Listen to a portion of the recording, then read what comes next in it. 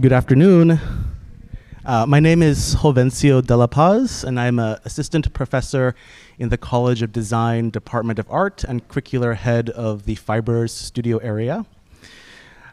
Before we begin our program, I would like to acknowledge that we are gathered on the ancestral homeland of the Kayapuyá Ilihi people, who continue to be important contributors to the social, cultural, and political landscape of our region and beyond. It is my distinct pleasure to introduce to you Dianna Frid. It has been a welcome challenge over the last several weeks to attempt to find a way to introduce Dianna Frid and her work and practice, work that so deftly slips between languages, media, and forms. If I could find a dictionary in the library of betweenness, Dianna's work in textile and text, books, mixed media would undoubtedly be found there, illuminating that which defies simplistic definition. I have long been drawn to the spirit of Dianna's practice, the quiet and sometimes not so quiet resistances, invitations, and speculations that murmur on wall-based works and between the pages of books. Dianna was born in Mexico City, immigrated to Vancouver, Canada in 1983, and currently lives and works in Chicago, Illinois, where she is professor of art at the University of Illinois, Chicago. Dianna has had solo and group exhibitions throughout the United States, Europe, Mexico, and Canada, far too many to note in this short introduction. Her works are in the collections of the Art Institute of Chicago, the Charles E. Young Research Library in New York, and the National Museum of Mexican Art in Chicago, to name just a few. Just as a reminder, we will have a period for questions at the end of the lecture. Additionally, please join us for an opening reception at the Laverne Krauss Gallery immediately following today's program. Please join me now in welcoming Dianna Frid.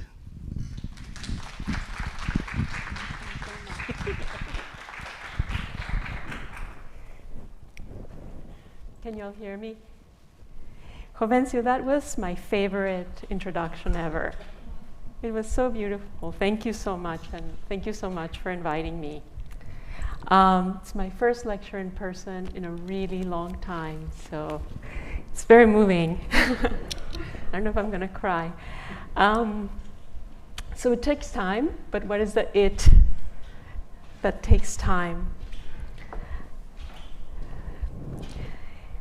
One of the questions that I ask in my work is how we experience time at different scales. And I have come to reflect that my recent work ponders time in at least three ways, at least. One is the coded traces left by immensely remote geocosmic epochs and historical events. The other one is the enigma of death, our own death, within the limited yet variable scales of human lifetimes. And the other one is the everyday actions that accrue to transform matter, which includes the time of work and the time of craft, and the time made visible by hints of decay and spells of degeneration and regeneration. So I want to start by sharing some books that I found and have been visiting in this library. It's the Biblioteca Francisco de Burgoa in Oaxaca, in Mexico. I'd like to say that these books found me, and they are books specifically that I'm looking for that have been places where larvae have nested, the bookworms. So about 1/3 of the pre-modern books in this library in Mexico are marked by wormholes from ancient larval incursions. And instead of seeing them as damaged, I appreciate the wormhole pages as compelling invitations to read material text, to read alongside what the larvae left behind.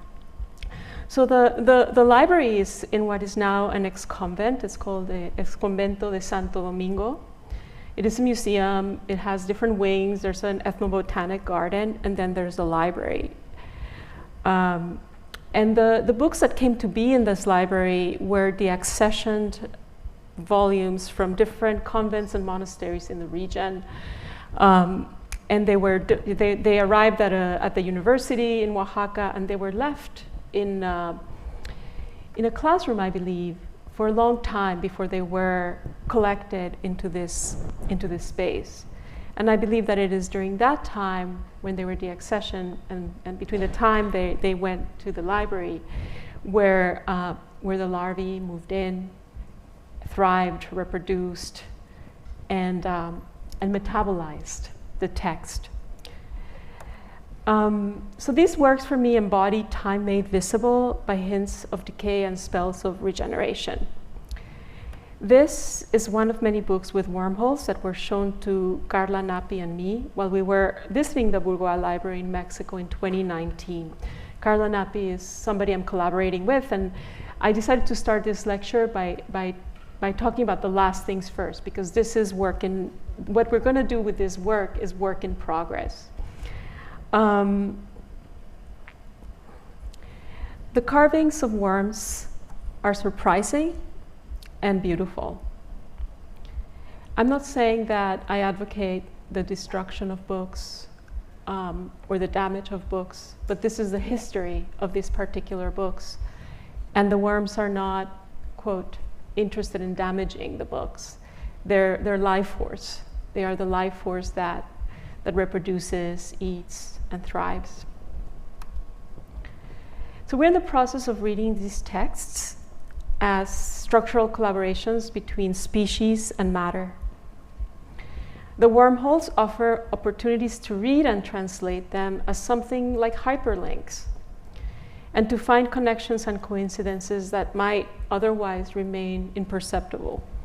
I found this to be a very odd coincidence. Particularly this one with the hole on the body of the martyr. Together, Carla and I, I'm a visual artist, Carla's a writer, we're in the process of using a combination of photography, video, and fiction-based text on careful research in order to produce work that will integrate a range of media. Our aim with this project is to detect what these unique books might yield when we read the holes as dwellings that are integral to the text. These books with holes are signs of the actions by humans and non-humans that accumulate to transform matter over time. We're hoping to eventually publish a book, and so I'll keep you all posted in some way or another. This book here is volume 8 of one of the copies of Diderot's encyclopedia. And Carla found the flower. So much of my work is rooted in material texts in the form of textiles.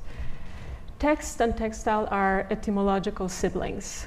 They come from texere, which means to weave in Latin. My approach, which is technically closer to drawing and needlework than it is to weaving, embraces the interconnected experience of the linguistic, the visual, and the physical in ways that cloth has done across time and cultures. So the slide just before this one is from the ongoing series, Words from Obituaries. And it is a transcription of a fragment of text from the New York Times obituary of Simin Behbahani, an Iranian poet. And this is my working notebook. One of the compelling aspects of obituaries is that they're really more about life than death. These stories are, of course, in the obituary form already condensed. And with the ongoing Words from Obituaries series, I distill this condensed form even more. I began the series in 2011. When something begins, at the beginning of something, I did not know it was going to be a series. My father had just died. I was thinking a lot about this mystery of death. And I had an obituary that had the very curious words, the fourth word spoken on the moon.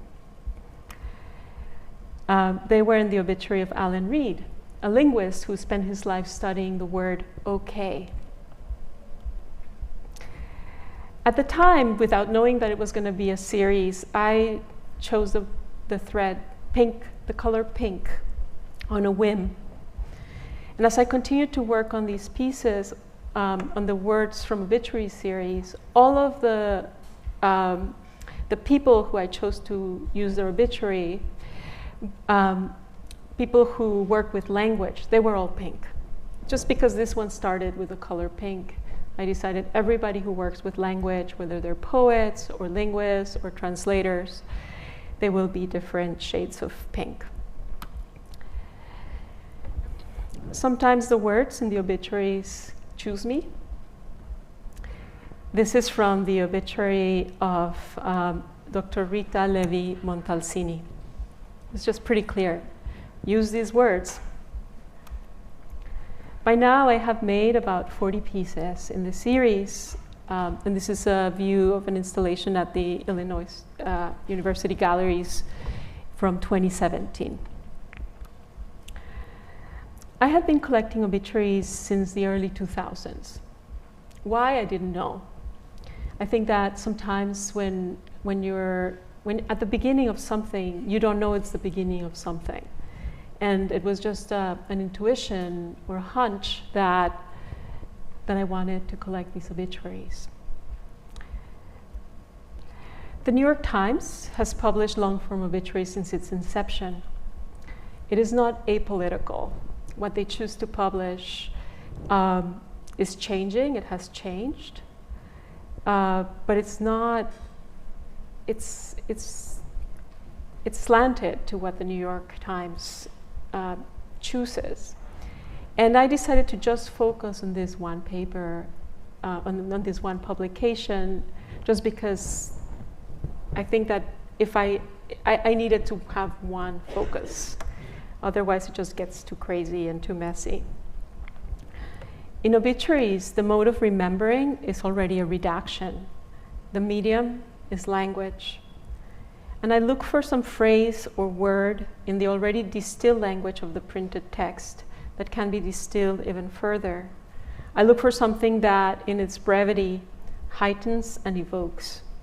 In a loose way, the words remain attached to the person who is the subject of the obituary, but they also function beyond the source.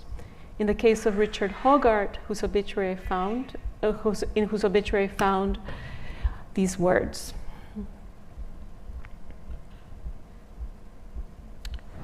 We have no word in English for this.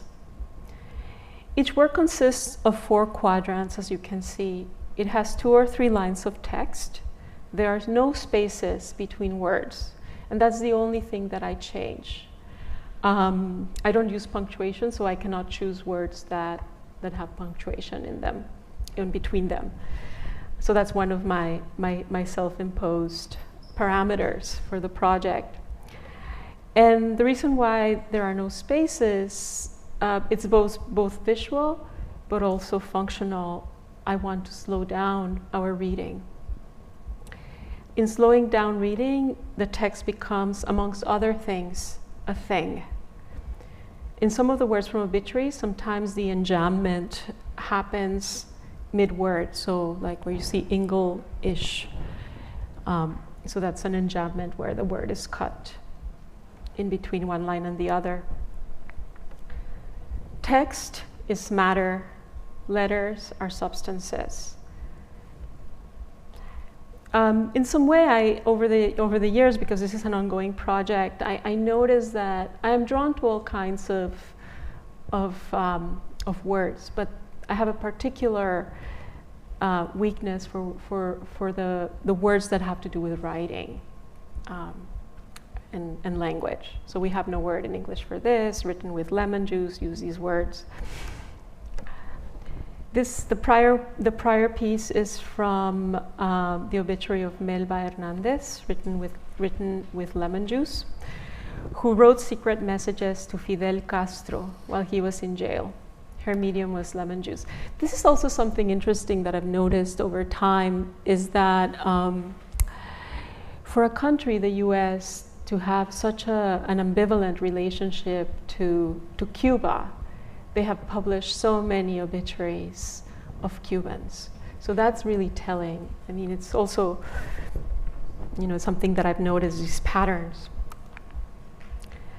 Early in the project, I made a diagram with the colors I would use for each set of related professions of the now dead. Or if not professions, I chose to classify their noteworthy or infamous deeds. The series is not meant to be only about admired lives.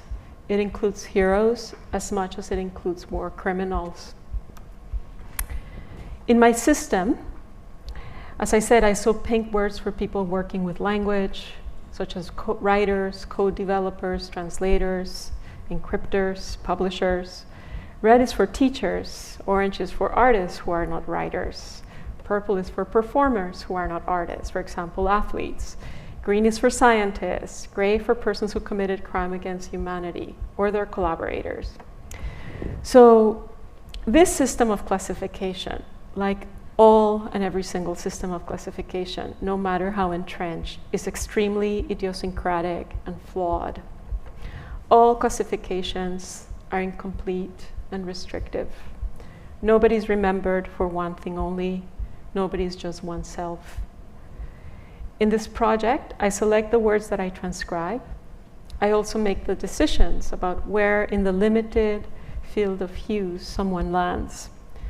This is an embedded critique of systems within this system-based project. Green, Jacob Bekenstein, who was an astrophysicist who studied black holes. There's no return. That's his obituary. Pink, Louis Levi Oakes used the Mohawk language to pass secret messages between Allied forces during World War II.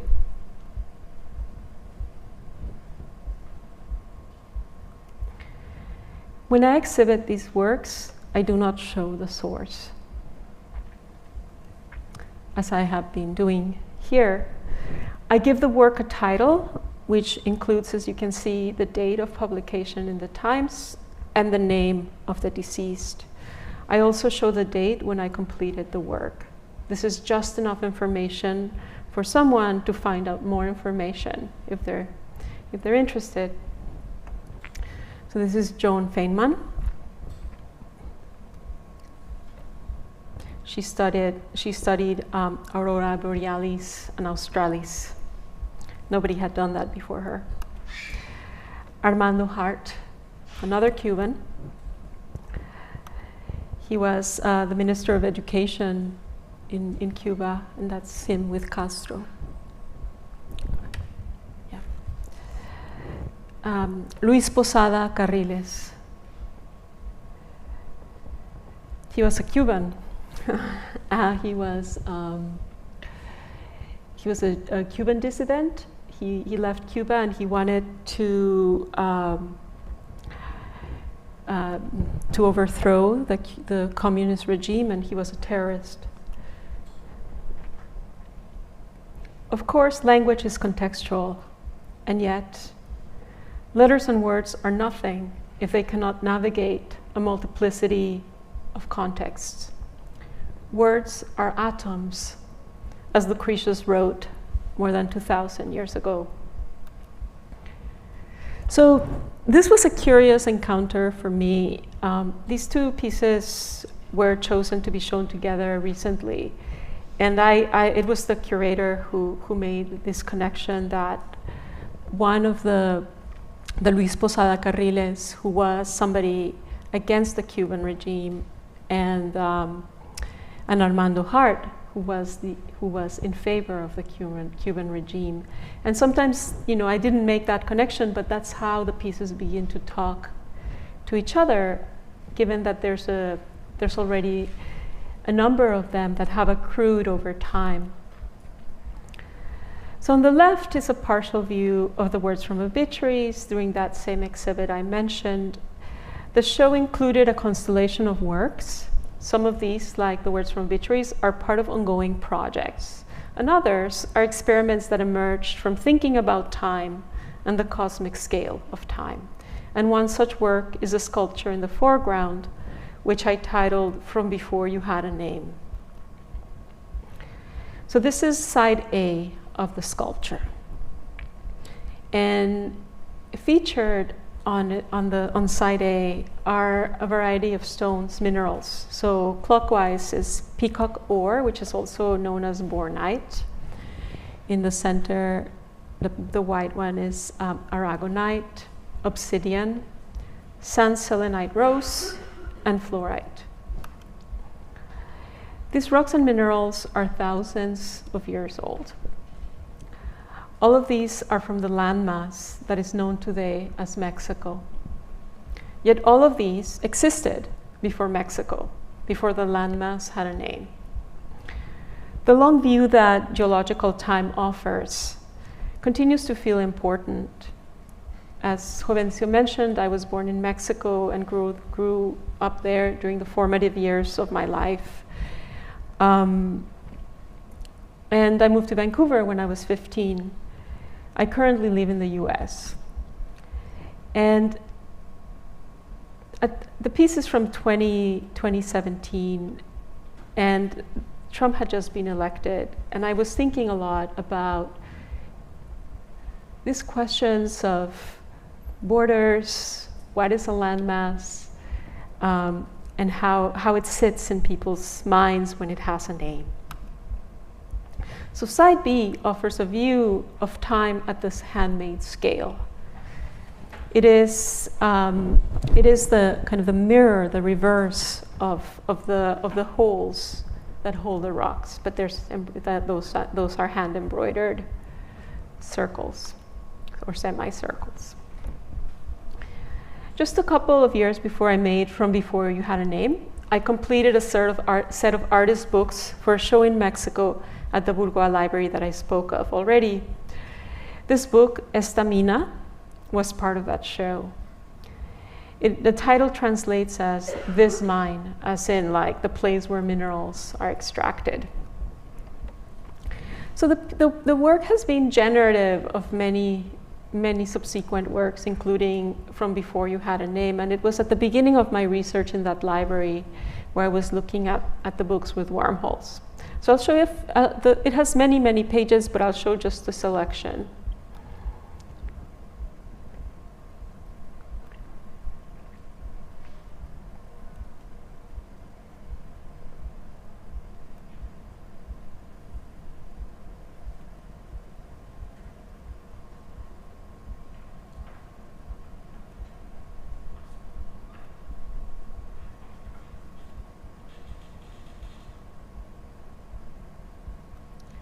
So the book has, the stones are quartz, desert rose, labradorite, azurite, there's a couple of calcites, and lapis lazuli, and they are from around the world. So more on stones. In the Metamorphoses by Ovid, we find the story of Pyrrha and Deucalion. And the story goes like this. After the flood, and in many mythologies there is a proverbial flood, the world was decimated completely. There were only two survivors, Pyrrha and Deucalion. They wanted to repopulate the world, and to figure out how to do that, they went to consult the oracle. The oracle told them to throw the bones of their mother over their shoulders, and that those bones would become the people, plants, and animals that were lost. But this horrified them. It horrified Pyrrha and Deucalion. It would be an act of disrespect to hurl the bones of their mother. But oracles speak in riddles, and they sorted out that by bones, the oracle meant rocks. Perhaps today, it can be interpreted as a gesture to return what was extracted. To the left, the materials are canvas, photo transfer, iron pigment, and alabaster. To the right, lapis lazuli, canvas, photo transfer, and cobalt pigment. Transmission and reception is a related work. It also deals with questions of matter, of stones, and with questions of time and its layers. As in Pyrrha and Deucalion, I use photographs of marble sculpture that I took. For the most part, I work with the negatives The part of the sculpture in which I focus is the carved stone that represents the cloth of garments. You also see holes. Each hole holds a piece of marble. Marble is millions and millions of years old.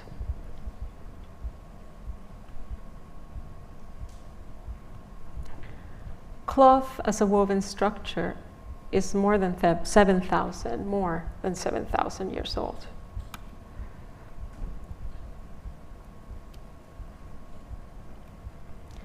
And the Greco-Roman sculptures are between 2,000 and 1,800 years old.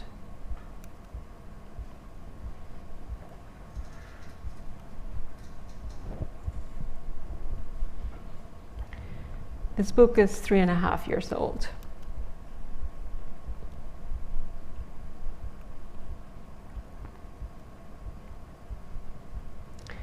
Each prehistoric piece of marble is held by a piece of thread made out of linen.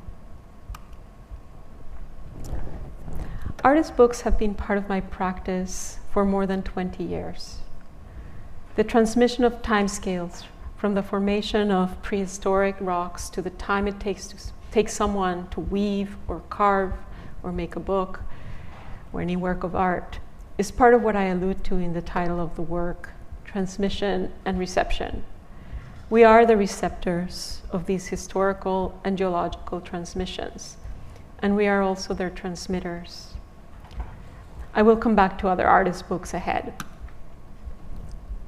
I often work in series. This piece is called Big Bang, Universe, Verse, Verse. It is part of the textile series. There's a detail. Here you get a sense of scale. Thread, as I use it, lends itself to reinvigoration without losing its connection to important feminist lineages of craft. In understanding craft and art as interrelated disciplines, I engage with the dissimilarities and correspondences, hopefully in non-hierarchical ways. This helps me encounter material and conceptual practices openly and experimentally. It is also a stance through which I assert the coemergence of the sensual and the analytical, of the legible and the elusive.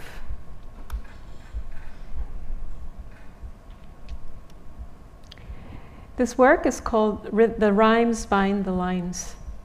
This text is from Vladimir Mayakovsky's 1926 book called How Are Verses Made? It is an extraordinary book in which he keeps coming back to the material of language. In the book, he describes rhythm, the non-linguistic aspects of verse, such as rhymes. In the book, he describes the non-linguistic aspects of verse, such as rhymes and rhythm. So I transcribe this excerpt. The rhymes bind the lines together, so the material of which they are made must be stronger than the materials used for the other lines. So the material of rhymes are stronger, according to Mayakovsky. I combine substances that include coloring pencils, graphite, gesso, and embroidery thread. And the actions include drawing, painting, and sewing. The latter, sewing, is also a series of rhythmic actions. Rhythm, rhythm, rhythm. Spinning and dyeing, spinning and dyeing.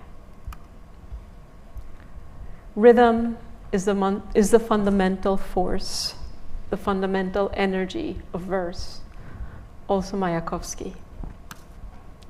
Rhythm is the fundamental force, the fundamental energy of verse. But language is only part of the puzzle. Just as in traditional weavings, my finished works are deliberately riddled with physical traces of multiple actions. Not everything has words. So I'll show you a work that the only words are the title, The Comets.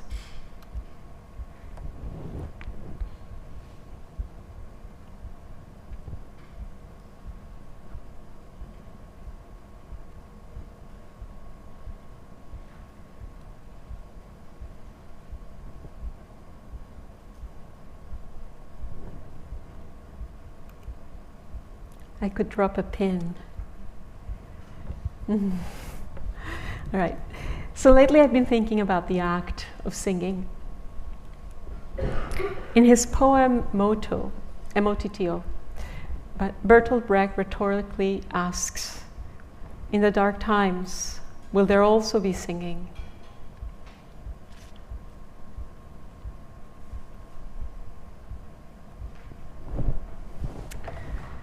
He also writes,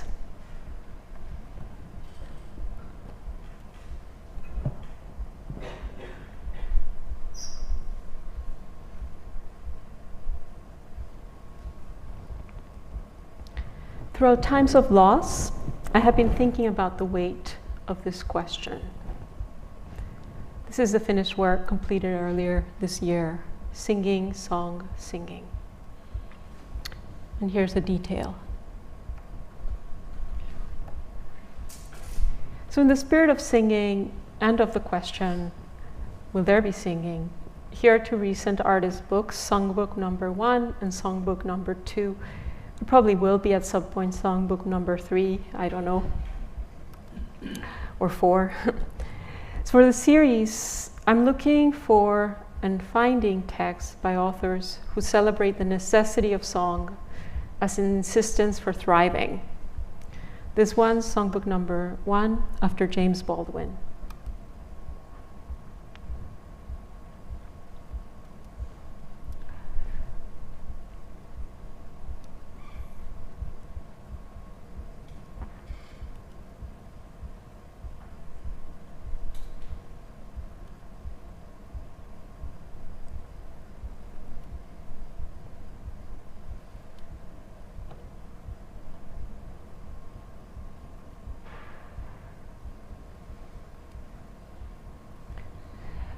So the text in Songbook number 1 is an excerpt from the extraordinary essay, Nothing Personal, by James Baldwin, which was published in 1964 alongside the photographs of Richard Avedon.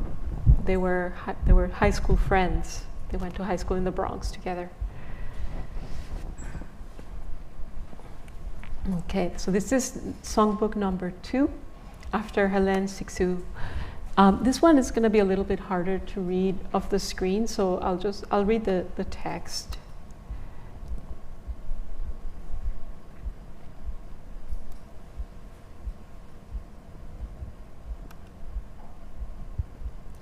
I too overflow. My desires have invented new desires. So this one has reversals of my desires have invented new desires, and the reversal of my body knows. My body knows, not reversed. Unheard of songs.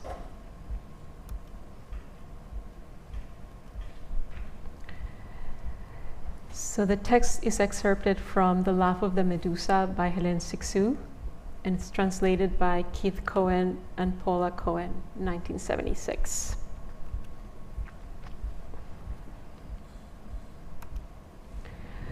So to end, I'll return to the books with holes and the holes in books. And I can't, for some reason, I need to play the video, but I don't know how to do that. I guess I have to go off to the other side. Okay, there we go. It's very short.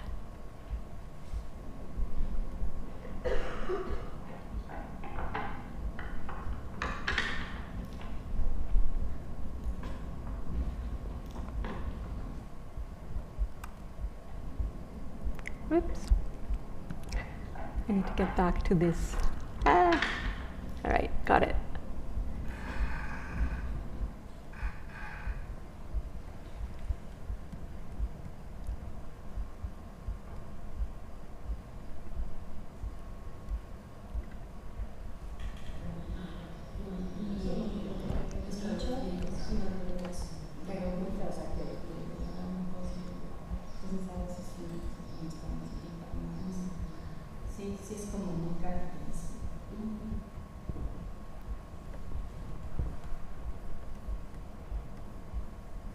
can't find the arrow, sorry. I can't see this screen either. All right, here we go. No. Okay, so this is a photo that Carla Nappi, my collaborator, took at the Bourgeois Library. It's a multi-language Bible, just to give you an example of some of the things that we're finding or that are finding us. Recently, a friend observed that holes have been part of my work as long as books have been part of what I make. This is a book from 1997-98. It's called Floyd Collins' Cave Explorer. I found the story of Floyd Collins in my younger brother's high school book of geology. And it tells the story of a farmer who wanted to find access into mammoth caves in Kentucky to be able to charge the tourists and subsidize the meager earnings of farm work in his family. And at the time, the mammoth caves were not a national park, so people could do that. And the story tells that, tells us this. What I found in the geology book is a story of somebody who was a really great spelunker, but got stuck in a cave. So this early artist book tells that story and does what the story tells. And you can see these on my website and read the text. This one's pretty long, so I'm not gonna read it today. But it's perhaps an example of how what the book does. It's also telling the story in its material manifestation. And so that's all I have for today. It says that it's 58 minutes and 47 seconds. And speaking of time, I have more stuff that I can show you alongside questions. But thank you so much. Thank you.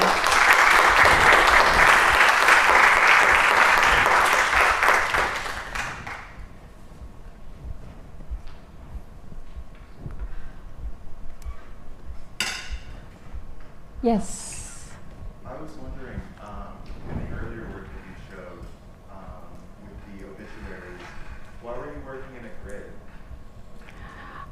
That's a good question. I mean, if you think of the page and the loom, they're somewhat like grids. I mean, the quadrants, if that's the grid that you're referring to. I mean, I don't know. When I made the first piece, that's how I made it. And then I figured it's in a way, small surfaces of cloth are easier to embroider on than large pieces of cloth. Not impossible. So it had a kind of functional reason.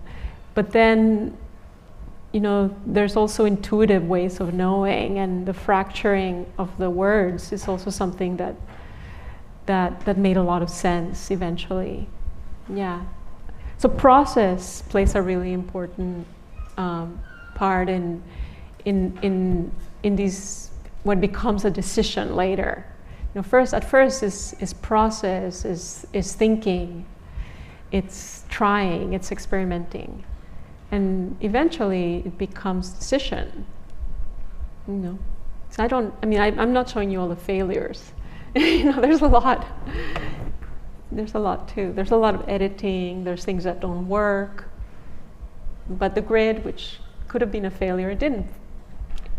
Yeah. Thank you. Yeah. Are you doing most of this by hand, or are you using a sewing machine? Or what are you using to create most of your pieces? My hands. Yeah, I don't know how to use a sewing machine. I was telling Jovencio. I was trying to rebel against my family. My grandfather was a tailor.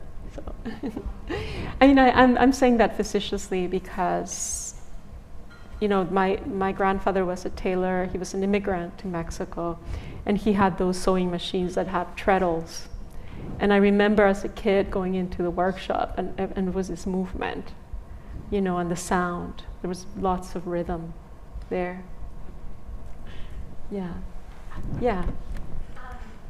I'm interested in how you chose the text for Songbook 1 and 2, because you have that process when you're looking through our obituaries and how they're categorized.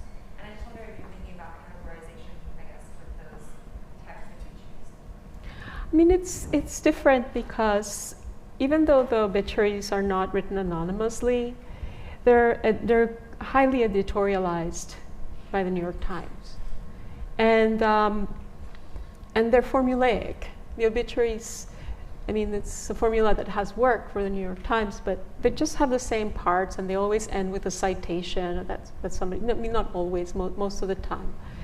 Whereas the works that I'm citing, not just the songbooks, but you know, the Mayakovsky, they're not anonymously written. They're written by voices with a deep force. And so maybe, you know, like the question why I use them, I mean, they move me. They resonate with me, and hopefully with other people. I mean, there's lots of. I mean, with the songbook, they're not singers who are writing this. I mean, I'm not saying that James Baldwin or Helen Sixu don't sing, but they're addressing the importance of song as a form of, yeah, like I say, thriving, liberation, beauty, poetry, you know, life, desire, all those things that matter a lot.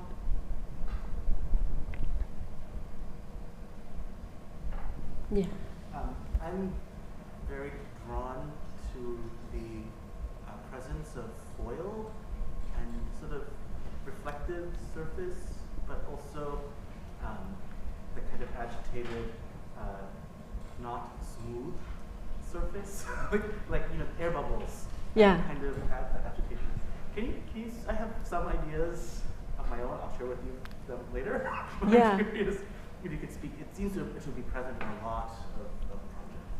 Yeah, I mean, it's interesting because so foil I started to work with when I was in grad school, and I was thinking about, you know, going to the moon. And I felt that the best way to go to the moon was using foil. I mean, it's of course I'm not speaking literally, but I want to ask the question, like, what color is foil? What color is metal? And I'm drawn to these reflective properties. It's the household material, it's just household aluminum foil. Obviously, aluminum is also extracted. You know, no material is neutral. But yeah, there's something about the sensuous properties that I really like, and it doesn't land in one place. You know, it's not cloth, it's not felt, it's not an art material. I mean, graphite does something similar. Graphite is carbon, and it's the same as diamonds, except a different configuration of the atoms, so they both have shininess in them, and you know, there's something about that semi-reflection, opaque, that I'm drawn to as well. Yeah, I mean, and the bubbles, that's also interesting to me, because right now, like, speaking about failures, right?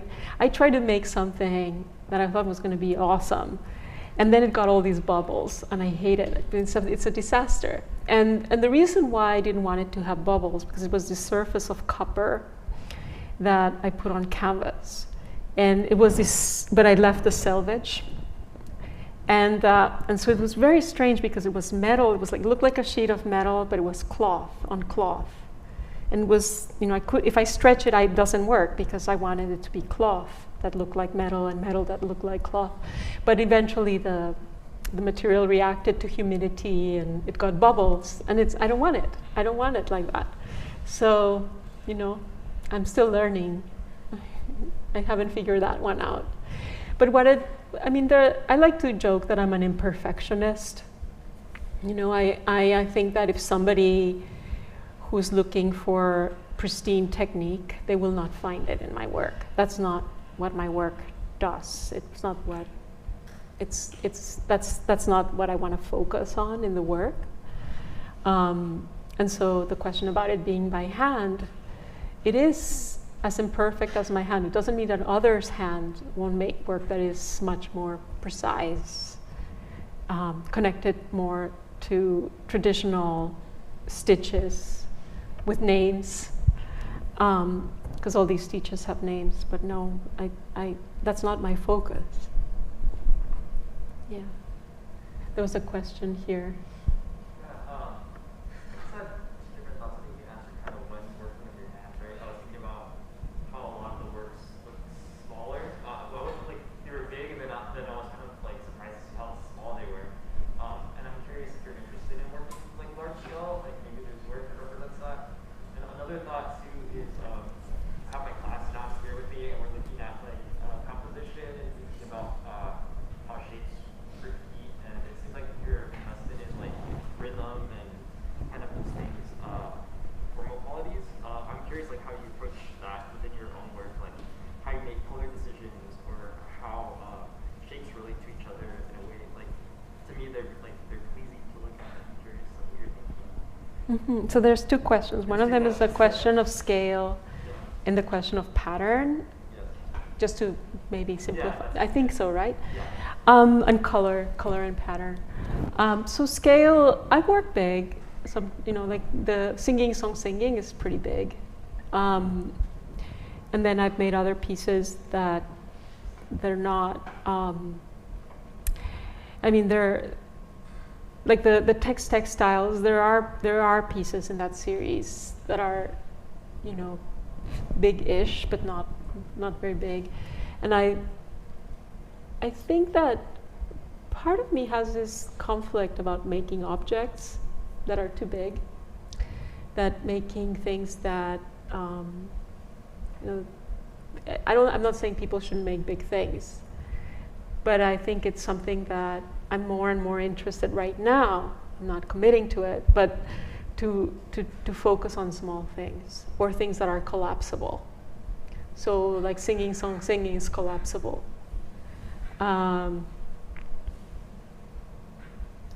You know, because like the question about the grid is also interesting in that within the grid, there's limits, but there's also freedom. And that's where the patterns emerge.